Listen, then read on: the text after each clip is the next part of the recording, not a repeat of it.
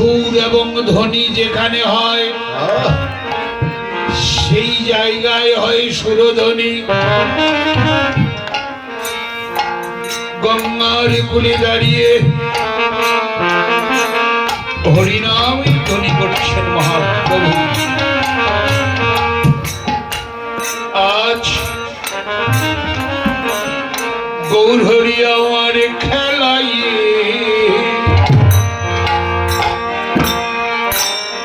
বিনোদ খেলা সেজে গরবন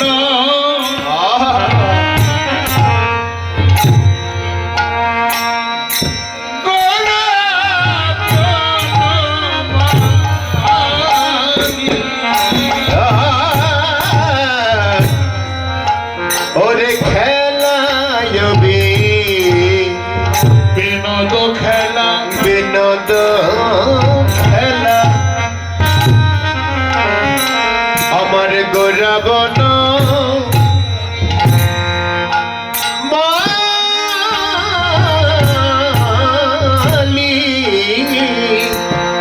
কিবা পুলিনা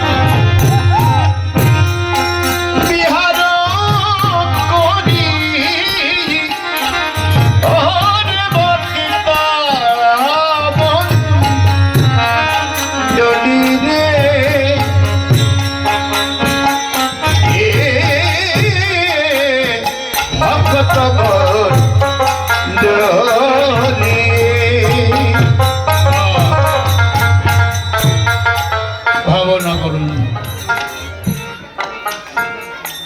খেলছি বিনোদ খেলা। বিনোদ মানে সুন্দর, বিনোদিয়া খেলছেন বিনোদ খেলা। কোথায়? সুরধ্বনি গঙ্গার কূলে। কে নামে? গোরা বনমালী। শুনুন, হরে কৃষ্ণ, অনুরোধ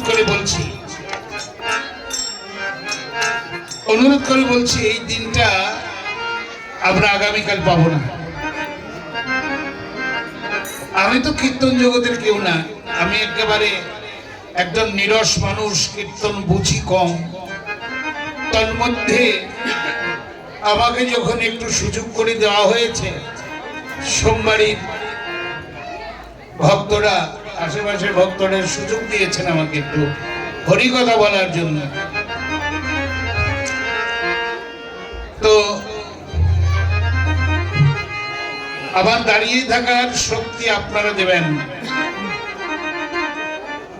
বলার শক্তিও আপনারা দেবেন। আপনারা যাহা শ্রবণ করবেন,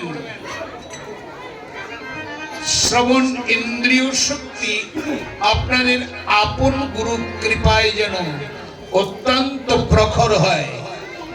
যা শ্রবণ করলেন, শ্রবণীয় প্রসাদ আস্বাদনের সুযোগ যেন আমার হৃদয় পটে সতত অষ্টকালীন জাগ্রত থাকে। তার করুণালব্ধ ধূলিকণা দানে আমাকে একান্ত বাধিত করবেন। রাধে রাধে। হরে কৃষ্ণ। ছোট্ট একটি নাম, গোরা। মহাপ্রভু বলে নাই শ্রী চৈতন্য বলেন নাই, বলেছেন গোরা, ছোট্ট একটি নাম। কিন্তু ভজন দ্রষ্টা সাধকগণ বললেন, ছোটর মধ্যেই যে বড় লুকিয়ে আছে তা কি তুমি জানো? যেমন বটবৃক্ষের বীজ খুবই ছোট, তার মধ্যে বিশাল এক বটবৃক্ষ লুকিয়ে আছে, কেউ জানে না। কিন্তু যখন পাখি বটবৃক্ষের ফল খেয়ে তার চিত্ত চত্বর দিয়ে শোধন করে কোথাও রেখে যায়, বীজ বপন হলো। কিছুটা বাতাস, কিছুটা শিশির কণা, প্রকৃতির কিছুটা দান, সবকিছু মিলে এটি একটি বটবৃক্ষের তৈরি হলো। রাধে রাধে। সেই বটবৃক্ষের ছায়ায় দুরাচার গেলেও আশ্রয় দেয়, সাধু গেলেও আশ্রয় দেয়। কোন পতিত অভাজন নিরাশ্রয় যার কেউ নাই, সেও যদি বটবৃক্ষের নিচে গিয়ে বসে, তার আশ্রয় তিনি করুণা করেই দান করেন। তার দেওয়া শীতল বাতাসে অঙ্গ শীতল হয়ে যায়। আমি মনে করি আমার তাপিত হৃদয় শীতল করার আর কোনো জায়গা নাই। আপনারা মহাপ্রভুর রূপিত কল্পবৃক্ষ, এক একজন বসে আছেন, এক একজন মহির আপনাদের চরণ প্রান্তে আমার এই ভগ্ন দেহটা রেখে দিলাম। আপনাদের চরণ বিন্দু কণা দ্বারা আমার এই অশোধিত দেহটাকে শোধন করে আমাকে কৃষ্ণ ভজনের পথে দাঁড় করানোর সমস্ত দায়িত্বভার আপনাদের শ্রী করকমলে অর্পণ করি। হরি হরি বল।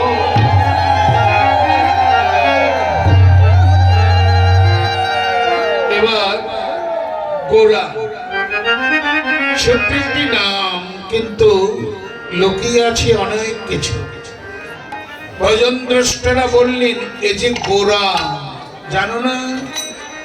গোরা, ও যে গোরার গোরা, ভজনের গোরা, নাম ধরেছে গোরা। যেমন রাধা লিখতে রয়াকার, গোবিন্দ লিখতে গয়কার, তাহলে রাধার অদ্যাক্ষর, গোবিন্দের অদ্যাক্ষর। একটি কথা বলে যাই, আমার পূর্বের কীর্তনিয়া রাধা কুণ্ডের কথা বলেছেন, যেই কুণ্ড সেই রাধা, কিন্তু বিস্তারিত কি জানেন? বিস্তারিত ব্যাপক। রাধা কুণ্ডের জল, ওই জলগুলো হচ্ছে শ্রীরাধার বিগলিত তনু। চতুর্কুণ জলাশয় বিশিষ্ট এই বৃহৎ জলরাশি অর্থাৎ রাধার দেহ সম্বিত, যা জলাশয়ে রূপান্তরিত হয়েছে। সাধক ব্যক্তিগণ দেখতে পায় আমাদের চোখের অন্তরাল, আমরা দেখি না। তাই যেই কুণ্ড সেই রাধা নয়, শুধু নয়, শুধু নয়, আমি যেই বলছি না, যেই শুধু নয়, কি শ্রীরাধার বিগলিত তনু হচ্ছে রাধা কুণ্ড তীরে। রাধে রাধে। যার তীরে নীরে কৃষ্ণ বিহারী তিনি বিহার করতেন। তার চতুর্কুণ বেষ্টিত প্রত্যেকটি কোণে কোণে শ্রীরাধার স্মৃতি জড়িত। তাই তো বংশীবদন রাধা কুণ্ডেই থাকতেন, পাশে শ্যামকুণ্ডে উনি বসতেনই না, কিন্তু রাধা কুণ্ডে তিনি বসতেন। বোঝা গেল? যেমন এই যে তুলসী, এই তুলসীটা কি, এটা কি, এটা কি, এটা পূর্ণাঙ্গ তুলসী না, কিন্তু এটা তুলসী কেশ বৃক্ষরূপে দণ্ডায়মান আমাদের কাছে। তাহলে তার দেহটা কোথায়? গণ্ডিক নদী, গণ্ডিক নদী হচ্ছে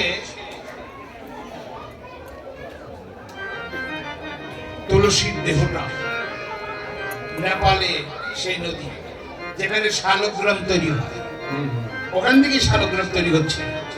তাহলে গণ্ডক নদীটা হচ্ছে তুলসী, আর তারই বক্ষমানে সৃষ্টি হয় শালগ্রাম গোলাকার। ব্রহ্মের প্রতি আপনারা জানেন মন্ত্র কয়বার?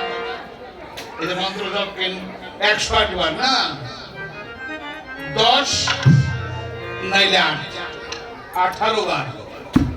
এই যে 10 8 মানে 18-র মাঝখানে একটা গোলাকার, এটা ব্রহ্মের প্রতীক মনে হয়। এই ব্রহ্মের প্রতীক ওখানে সংযোজন করলে হলো 108। অর্থাৎ তোমরা ব্রহ্মের নাম জপতেছ 108, 10 বার করে 8 বার সম্পূর্ণ করে নয়, এখানে এসে শেষ হয়ে যায়। এই হলো 18টা অধ্যায় গীতা। মহাভারত 18টি অধ্যায় সংযুক্ত পর্ব। আর শ্রীক্ষেত্রের যে আমাদের কি বলে, এই যে মন্দিরে ওঠার জন্য যে এগুলা কি বলে, ওগুলাকে সিঁড়িগুলা, ওটা 18। এই 18 সংখ্যাতে বহুত কিছু হয়, এই কথা থাক। এখন তাহলে যে তুলসী দেহটা কিন্তু ওইটা, রাধাকুণ্ডীর কথা ওইটা, সাধকের কলম থেকে বোঝা যাবে। গৌর হরি বল।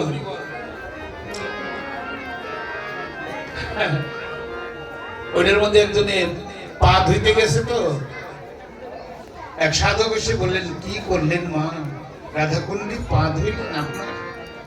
এই রাধাকুণ্ডীর জলই তো আমার রাধারানী, তার বিগলিত তনুই তো আমার এই জলাশয় দেখছেন, এটা পূর্ণাঙ্গ শ্রীমতী রাধারানী।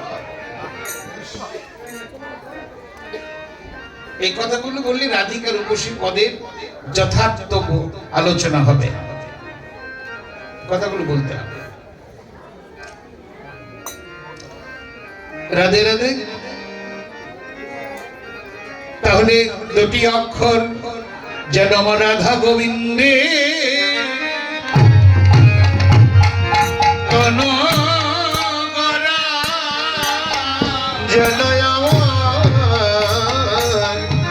রাধা গোবিন্দে, রাধা গোবিন্দে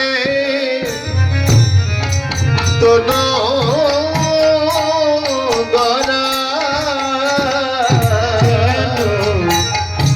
রাধা গোবিন্দে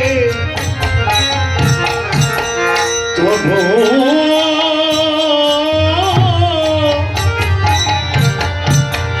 তোনো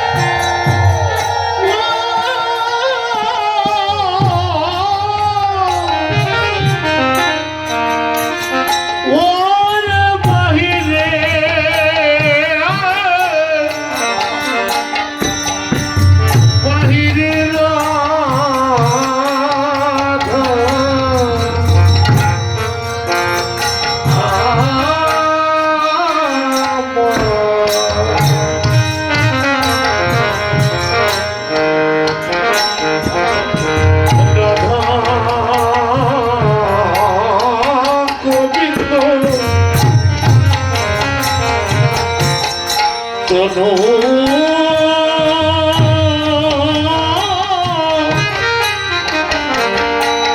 তনু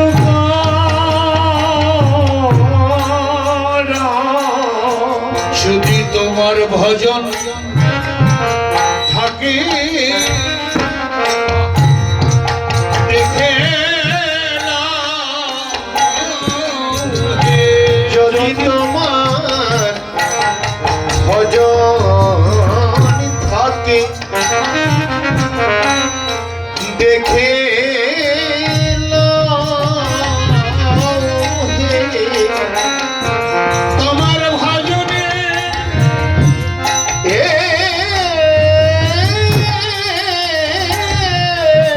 ওই ভজন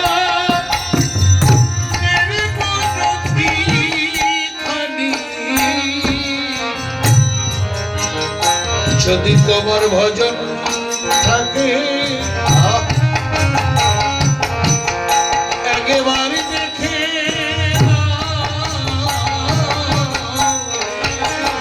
ওরে তোমার ভজনে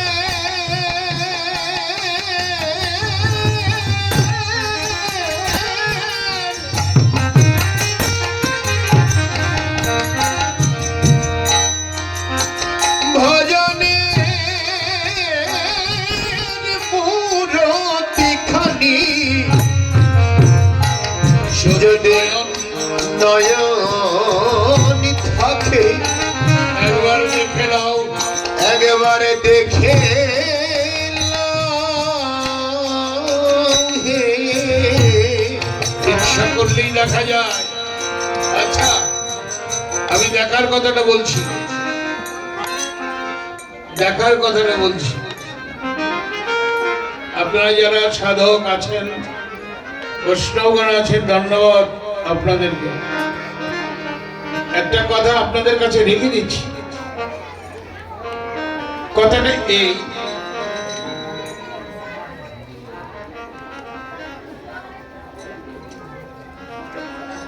এই যে ভগবান, এই যে আপনারা এখানে আসছেন, ভগবানের নাম গুণগান হচ্ছে। আপনাদের যদি বলি ভগবানকে দেখছেন, ঘাট নেড়ে বলবেন নাম দেখি, সবাই বলবেন, প্রায় বলবেন। কিন্তু এই কথাটা ভালো কথা নয়। কেন ভালো কথা নয়? যে আপনাকে এত কিছু দিল, বাড়ি ঘর, টাকা পয়সা, ধন দৌলত, রূপ যৌবন, পুত্র কন্যা, গাড়ি বাড়ি, সুস্বাস্থ্য, রূপ যৌবন, কত কিছু তো দিল। তারে কি তোমার একবার দেখার ইচ্ছে জাগে না যে দিল?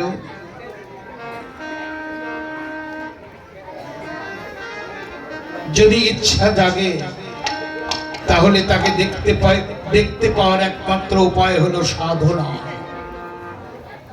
সাধনা করো, দেখতে পারবে। সাধনা করতে হলে একজন সাধকের কাছে যেতে হবে, যে তোমার দায়িত্ব নেবে, সে তোমার গুরুদেব। সেই তোমাকে শিখিয়ে দিবে যে কোন পথে গেলে তারে তুমি দেখতে পাবা। তাকে দেখতে হলে একটা নয়ন দরকার পড়বে। সে নয়ন কোথায়? দুইটি, আরেকটি আছে এই কপালে, তার নাম আজ্ঞা চক্র। এই জায়গায় আরেকটা আছে, দেখেন না, দুর্গা দেবীর ত্রিনয়ন। যে নয়ন থেকে চামুন্ডা মূর্তির উৎপত্তি হয়েছিল অসুর নিধন করার জন্য। এই জন্য সন্ধি পূজায় চামুন্ডার পূজা দিতে হয়। যাক, ওই নয়নে তুমি দেখবে তোমার ভাবনার মূর্তি, অথবা তোমার অন্তর্নয়ন, যে নামেই তাকে ডাকো, তোমার হৃদয়ের নয়ন খানা খুলে দেখো। এই যেখানে অনেক আছে তার বাবা নাই, মা নাই, এই নাইর মধ্যে আমি নাই। কেন নাই? কোথাও যায় নাই বাবা মা, তোমার কাছেই আছে, তুমি দেখো না তাই। এখনই দেখতে পারি। তোমার এই দুটি চোখ বন্ধ করে তোমার বুকে হাত রাখো তো, তোমার বাবার ছবিটা তুমি হৃদয়ে ধারণ করো। দেখো বাবা কোন জায়গায় বসেছিল, কি খেয়েছিল, কেমন ছিল, স্পষ্ট বাবাকে দেখা যাচ্ছে। তুমি তোমার বাবাকে যদি দেখতে পারো, তুমি তোমার ভগবানকেও তুমি দেখতে পারো। ঠাকুর ঘরের পূজা শেষ করে একটু ধ্যানস্থ থাকবেন, 5-7 মিনিট একটু ধ্যানস্থ থাকবেন, অর্থাৎ ভাবাস্থ থাকবেন। গৌর গোবিন্দকে ভাবনা করবেন, দেখবেন আপনার অন্তর জুড়েই সে বসে আছে, দূরে নাই, তোমার কাছেই আছে। এজন্যই তো বেদোক্ত একটি কথা আছে, সর্বং খলিদং ব্রহ্ম, সবার ভিতরে ব্রহ্মরূপী তিনি বিরাজমান। রাধে রাধে। ব্রহ্ম নিরাকার, তার সাকার ধারণ করে নেয় ভক্তগণ। যার যে সাকার, যে আকার ভালো লাগে, সেই আকার দিয়েই তাকে পুজো করে। যে যেখানেই পূজা করেন, অর্চনা করেন, যাকেই ভজেন, ভক্তিটা যদি পোক্ত হয় একটা জায়গায় পৌঁছিয়ে যায়। কাজী আপনি যাকেই ভজেন আপনাকে নিন্দনীয় মোটেই না, আপনি তাকেই আরাধনা করতে থাকেন। ঠিক ওখানে বসেই আপনি তাকে দেখবেন বিশ্বের কর্তা, যিনি আপনাকে পাঠিয়েছে, তাকে দেখা যাবে। আর তাকে যতক্ষণ পর্যন্ত আমি না দেখব, ততক্ষণ পর্যন্ত আসা যাওয়া হবেই, দুঃখ বেদনা থাকবেই। যেই তাকে দেখা হলো, তখন আর থাকার অধিকার হলো না জগতে, তখন বিদায় নিতে হবে। এই যে বিদায় নিয়ে যারা যাবে, তাদের আর এই জগতে আসা যাওয়া কোনোদিন হবে না। তারা আসা যাওয়ার রাস্তা সব চুকিয়ে দিয়েছে, চলে গেল। হরে কৃষ্ণ। তাই তাকে দেখার মতো সুযোগ আছে, আপনারা দেখবেন, আপনাদের ভজন দিয়ে দেখবেন। গৌর হরি বল। তাই গোরা বনমালী, বনমালী মানে বনের মধ্যে মালী যে থাকে, তাকে বলা হয় বনমালী। মালী কি করে? মালী বনের আগাছা ওগাছা পরিষ্কার করে বাগানকে সুন্দর করে তোলে। মালীর সহচর্যে বাগান কিন্তু সুন্দর হয়ে যায়, ফল ফুলে ভরে যায় বন। মালীর আনন্দে আত্মহারা হয়ে যায়। তাই গৌর, তুমি তেমন কোন জড় জাগতিক কোন বনের মালী নও, তুমি আমার হৃদয় বাগানের বনমালী। সে দেখো হে দীনবন্ধু, আমার হৃদয় বাগানে কত শত শত কামনা বাসনার আগাছা জন্মিয়াছে। তুমি হরিনাম প্রেম দিয়ে আমার অন্তর বাহিনীর আগাছা মুক্ত করে দাও, আমায় প্রেম দাও, ভক্তি দাও, আমি যেন প্রাণানন্দে তোমায় ডাকি। তাই গোড়া হলো আমার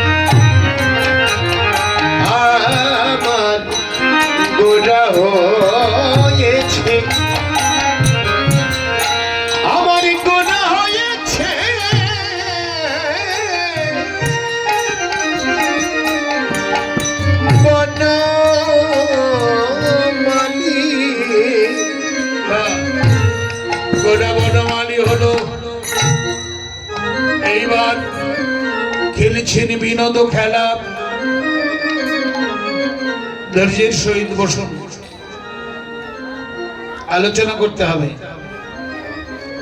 একটু বৃন্দাবন লীলায় যাব। শ্রীধাম বৃন্দাবনে কৃষ্ণ ভগবান সখাগণ সঙ্গে করে খেলতো বিনোদ খেলা যমুনার কোলে। দুই ভাই দল বন্টন করে খেলা খেলতো। এক ভাই শ্রীকৃষ্ণ, আরেক ভাই বলরাম। সমানভাবে দল বন্টন করত।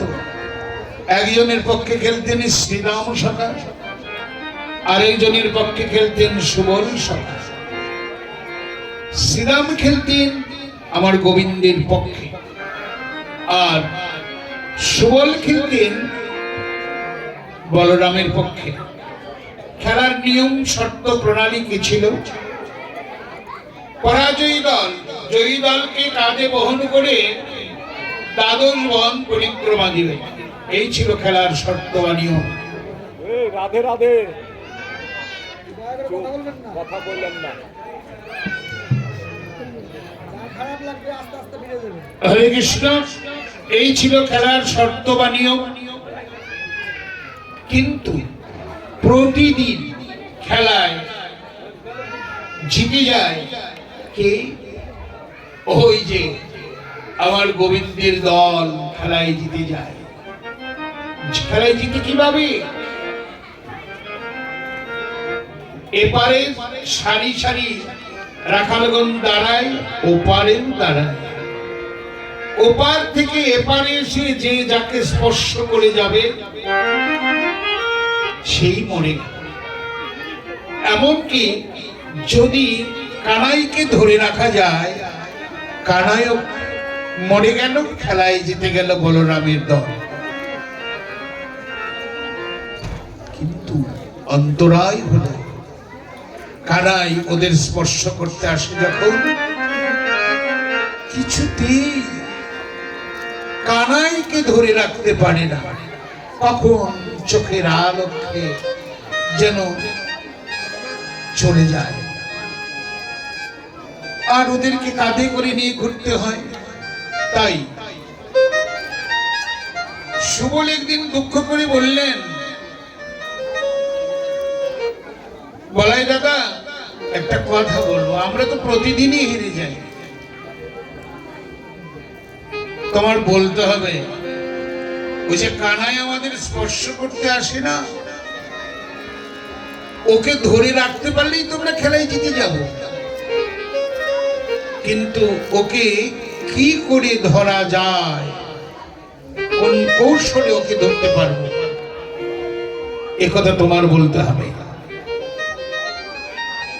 বলরাম বললে, না হারে সুবল, ওকে ধরা সামান্য কথা নয়। সকলেই ওকে ধরতে পারে না।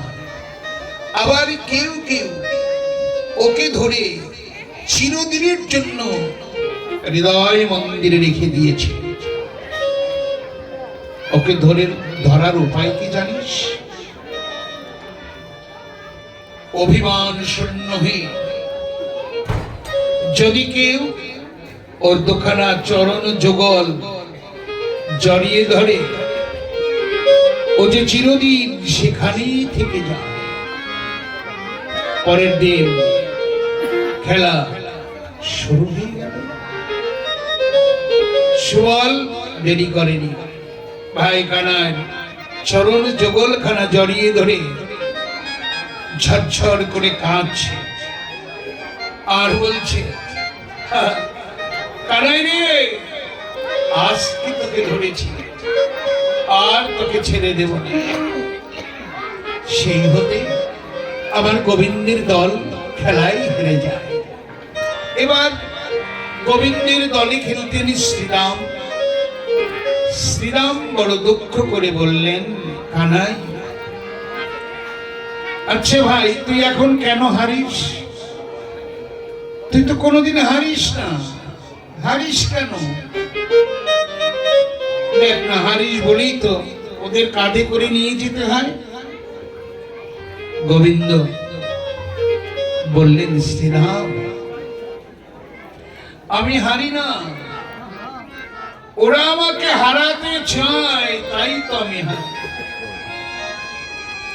আর হেরে গিয়ে আমি কি করি জানিস? অনন্ত কোটি বিশ্ব ব্রহ্মাণ্ডের সকলেই আমার চরণ বন্দনা করে পরম আনন্দ লাভ করে। আমার বড় ইচ্ছে হয়, আমি যদি আমার ভক্তের যুগল চরণ দোকানা বন্দনা করতে পারতাম, দেখতাম ভক্তের চরণে কি লুকিয়ে আছে। তাই আমি খেলায় হেরে গিয়ে আবার ভগবান যদি নাই হারবেন, কেন তিনি নন্দ মহারাজার পাদুকা বহন করে চলছেন? ভগবান যদি নাই হারবেন, কেন তিনি ভৃগু বধূ চিহ্ন বক্ষে ধারণ করেছেন? ভগবান যদি নাই হারবেন, কেন তিনি বিদুরের ঘরে কলার চোচা খেয়ে অমৃতের আস্বাদন খুঁজেছিলেন? ভক্তের কাছে ভগবান চিরকাল হেরে যায়। তাই আমি হেরে গিয়ে ওই সুযোগে একটা কাজ করি, জানিস কি? আমি হেরে গিয়ে সুবলকে কাঁধে করি। সুবলকে কাঁধে যখন করি, সুবলের কচি কচি দুখানা চরণ আমার বক্ষ কমলে পতিত হয়। আমি তখন দুটি বাহু দ্বারা দৃঢ় করে সুবলের চরণ দুখানাকে জড়িয়ে ধরি। শুধু সুবল নয়, এমনি করে আমার ভক্তের চরণ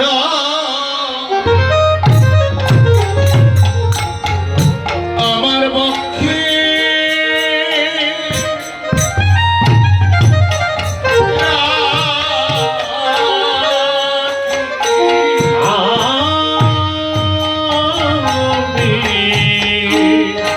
আমার ভক্তির চরণ আমার বক্ষে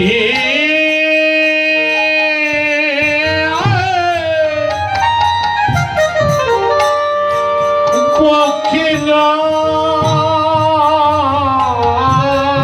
রাখি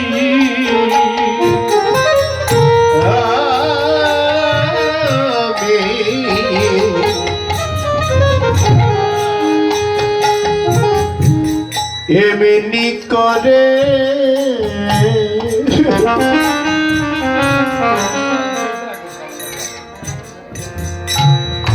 ভক্তের চরণে বক্ষে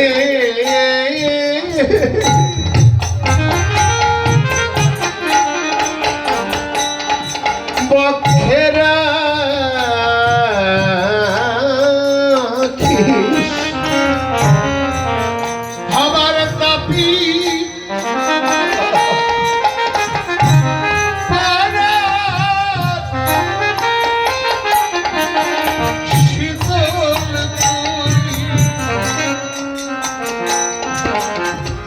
আমি আমার ভক্তি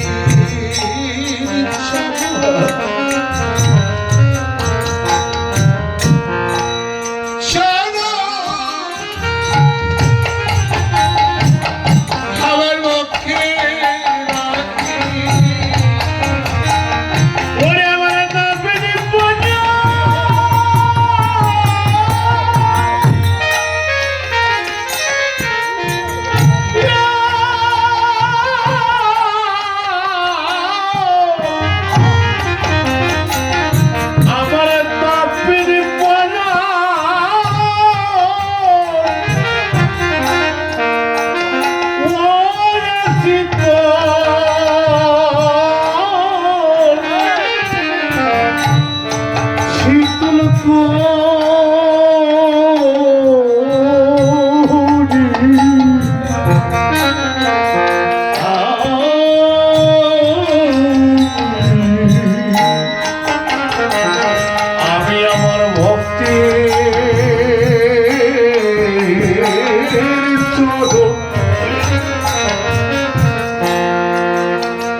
বক্ষে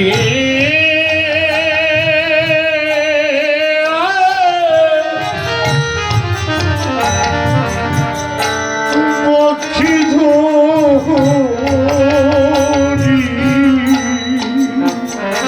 আমি শ্রীরাম নই, শ্রীরাম নয়, আমি সুবল সখা নই, সখা নয়,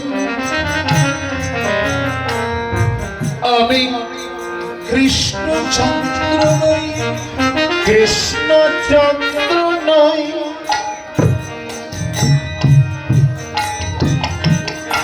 আমি পথে পড়া মানুষ, আমি একে পাঠাবো না মানুষ, পাপে বুঝাই দেহ।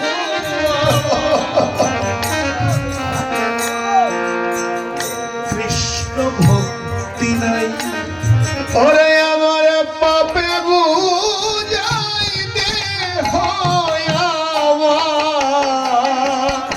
বেশ আমার কৃষ্ণ ভক্তি নাই, এই দেহ আমার শুধু যে ময়লাতে বুঝাই।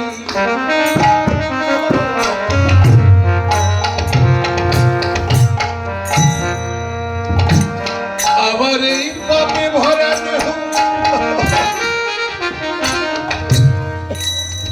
আজ তোমাদের চরণে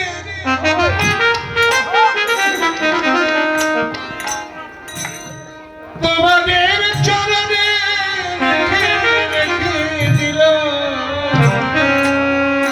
ও চরণে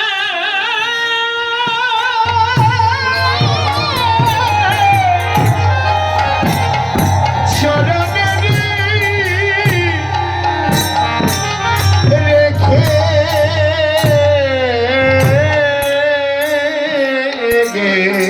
গেলাম, তোমাদের চরণ ধুলি দিয়ে ধুলি দিয়ে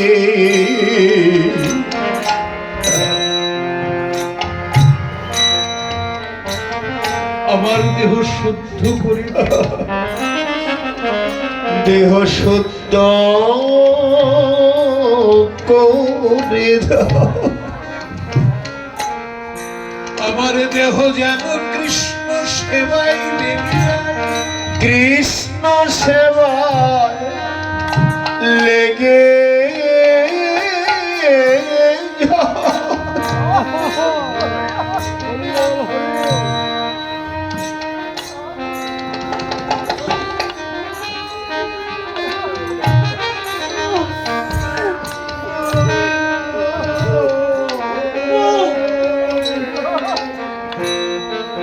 ভক্ত বল দেওয়া মানে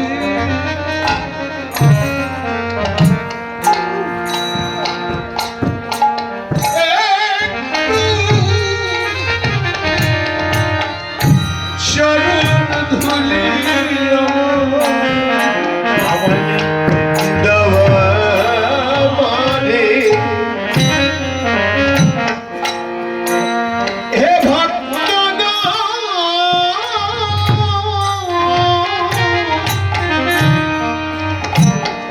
চরণে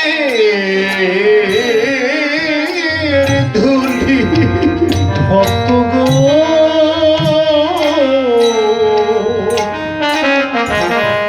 একটু তোমারে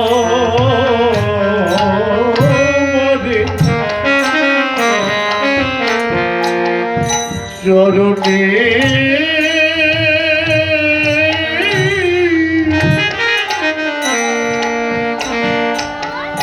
চরণের ধূলি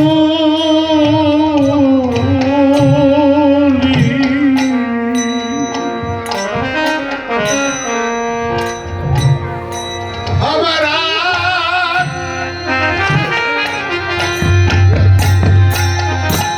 আমার আরে ভাগ্য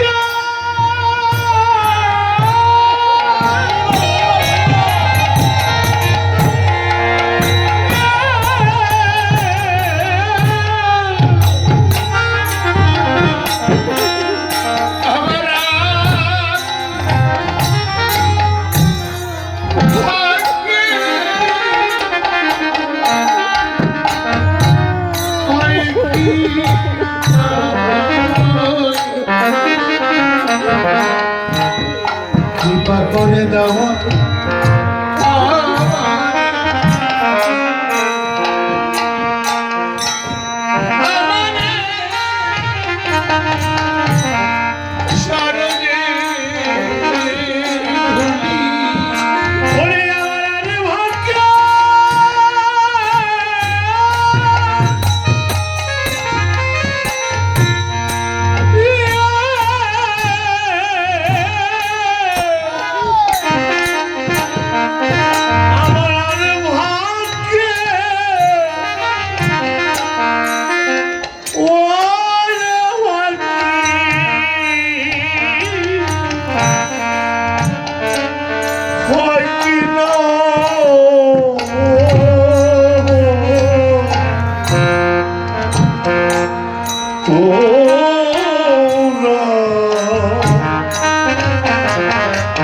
কৃপা করে দাও আমায় কৃপা করে দাও চরণে দাও চরণে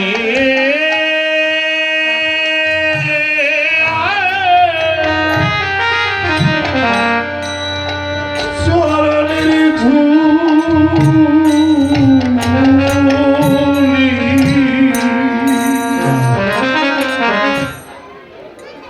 তাই তো রাধে রাধে খেলিতে খেলিতে মহাপ্রভু ডেকে ডেকে বলছেন পেলি অব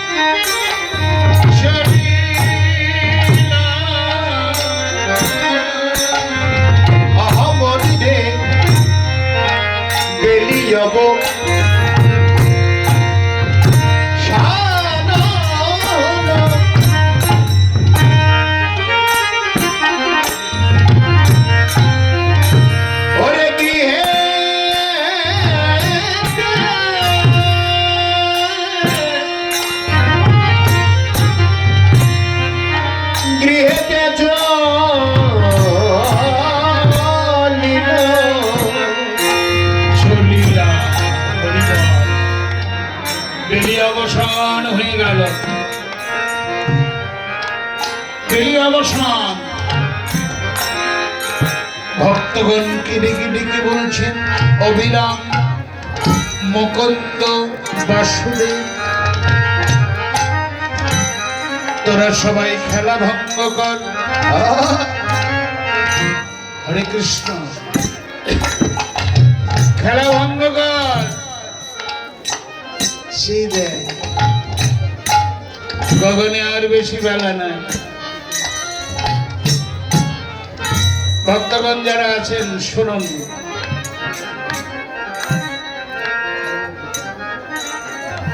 প্রভু বলছেন বেলা নাই খেলা বন্ধ কর ভঙ্গ কর কোন খেলা নতুন একটা খেলা যে খেলা কোনোদিনই খেলে নাই খেলবে না খেলে ছিল না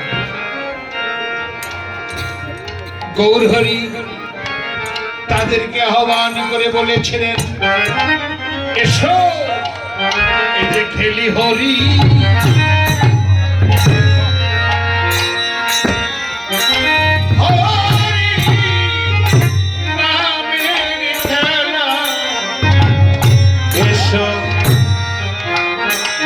খেলি হরি নামে খেলা হরির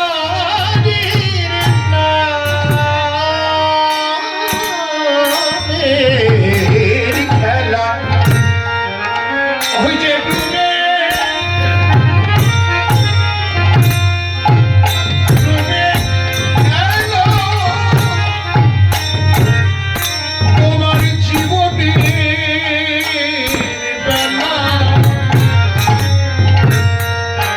খেলি হরিনামের খেলা, কত খেলবে আর? খেলতে খেলতে তো বেলা ডুবেই যাচ্ছে। ডুবে গেল। খেলাই তো একটা হার জিত আছে না? আজকের এই হরিনামের খেলা খেলতে যারা আসছে, পরাজয়ের গানি যেন তাদের কাছে নাই। সে সবার জয় হবে। যারা আছেন তাদের জয় অবশ্যই হবে। কি করলে? খেলার মাঠে থাকলে। আর কি করলে? বদনে হা গৌর জয়ধ্বনি করলে। হরি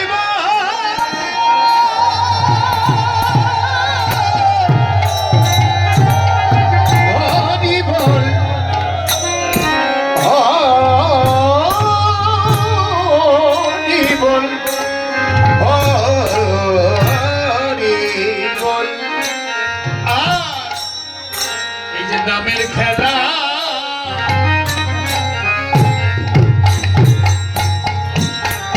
খেলে যারা, নামের খেলা ও খেলে যারা আমার গৌর তারে দেয় পাহারা।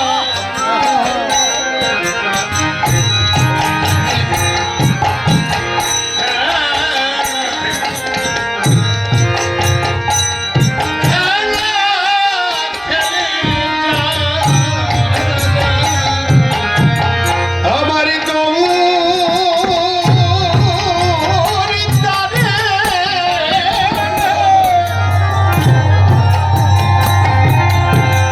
আমার গৌর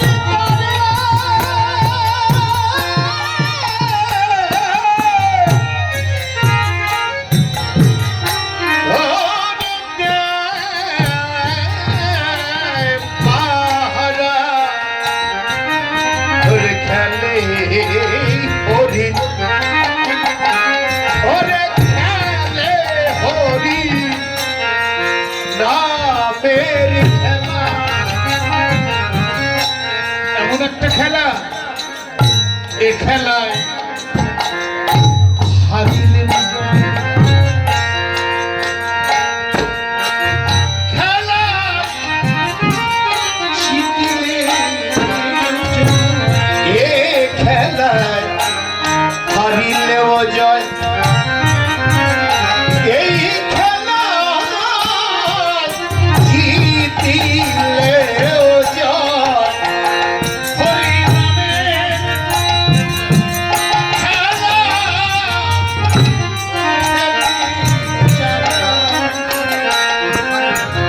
এই খেলা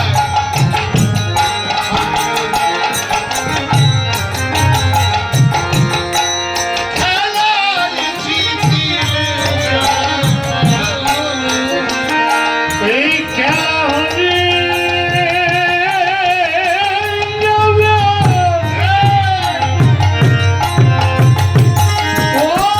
খেলে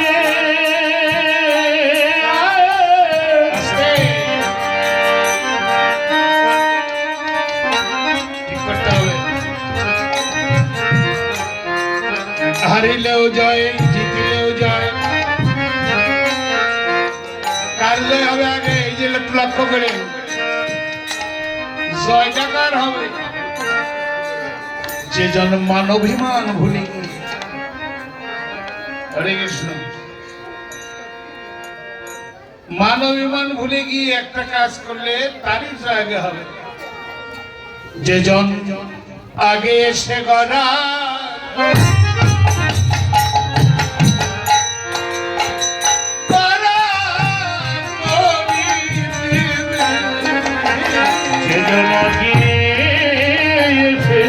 এসে গড়া গড়া গড়ি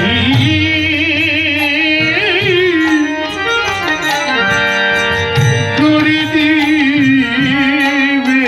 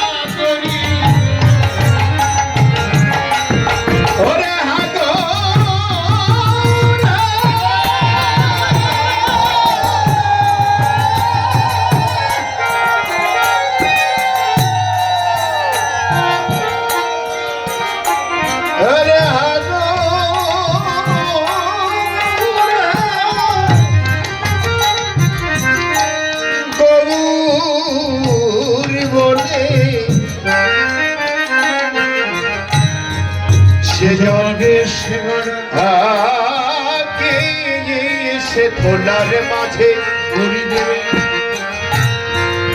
করি দেবে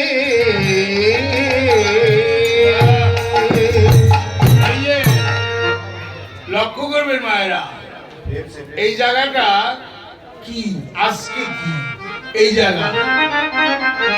জায়গা হলো বৃন্দাবন। সমস্ত তীর্থ আজকে এখানে উপস্থিত, গুরু গোবিন্দ এখানে উপস্থিত, আমার পঞ্চতত্ত্ব গৌরহরি এখানে উপস্থিত, সাধুগুরু বৈষ্ণব উপস্থিত। তাই এই স্থানে যে গড়াগড়ি দেবে